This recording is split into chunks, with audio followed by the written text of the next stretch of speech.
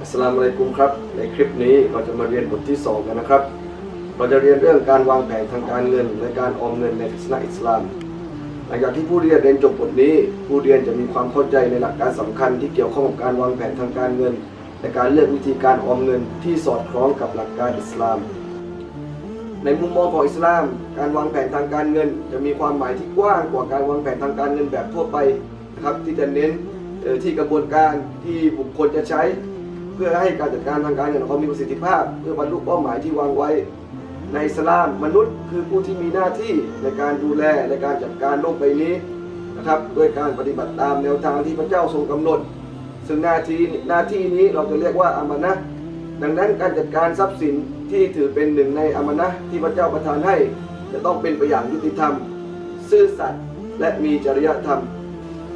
สำหรับขั้นตอนแรกของการวางแผนทางการเงินก็คือการทำงบประมาณหรือที่ในภาษาอังกฤษเรียกว่า budgeting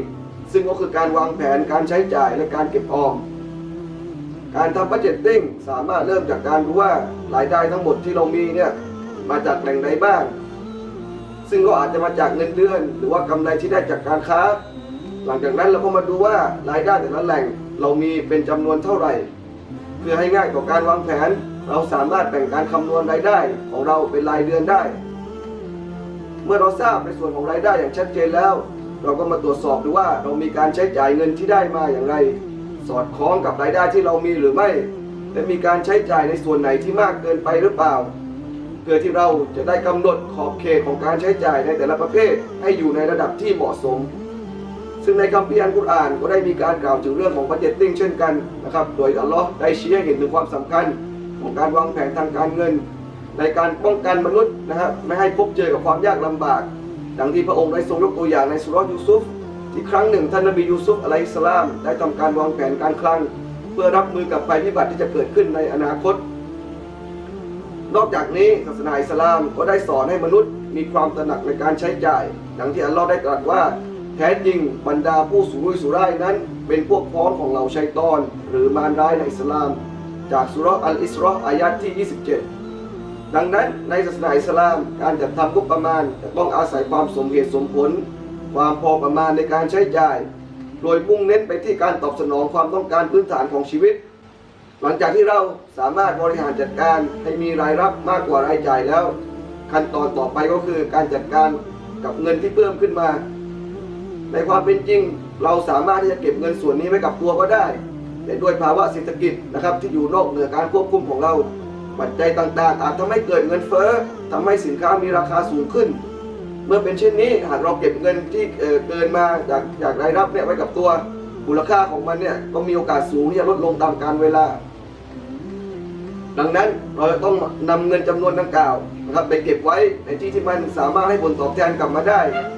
ซึ่งหนึ่งในสถานที่ที่ปลอดภัยที่สุดที่เราจะฝากเงินไว้ก็คือสถาบันการเงินโดยเฉพาะกับธนาคาร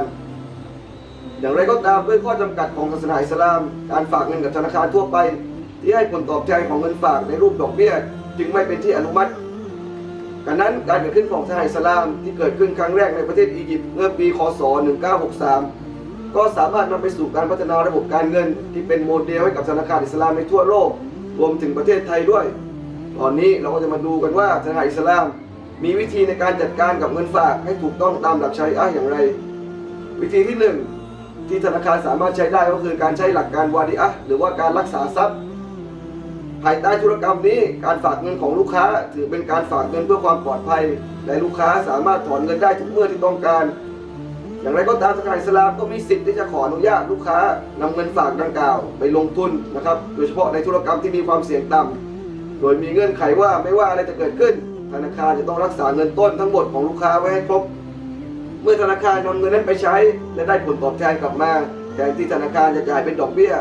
ธนาคารก็อาจมอบเงินนั้นเป็นรางวัลให้กับลูกค้านะครับเราใช้หลักการที่ว่าหลักการฮิบะห์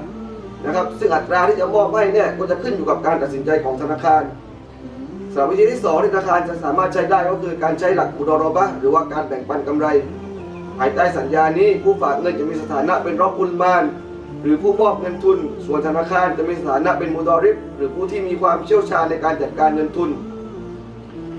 ในสัญญานี้ธนาคารจะนำเงินทุนที่ได้รับไปลงทุนในธุรกิจที่ไม่ขัดกับหลักชะรีอะห์ โดยกำไรจากการลงทุนจะถูกแบ่งออกตามสัดส่วนที่ตกลงกันอย่างไรก็ตามถ้าเกิดมีการขาดทุนเกิดขึ้นธนาคารจะไม่เป็นผู้รับผิดชอบในการขาดทุนดังกล่าวเว้นแต่เป็นการขาดทุนที่เกิดจากความประมาทและการจัดการที่ไม่เหมาะสมของธนาคารการเลือกใช้เงินฝากแบบใดจะขึ้นอยู่กับความต้องการของผู้ฝากเงินหากต้องการการจัดการที่มีความเสี่ยงน้อยก็อาจเลือกการใช้เงินฝากแบบวาดีอะห์แต่หากต้องการผลตอบแทนที่สูงสามารถยอมรับความเสี่ยงและเงื่อนไขที่มากขึ้นก็สามารถเลือกใช้เงินฝากแบบมุดอรอบะห์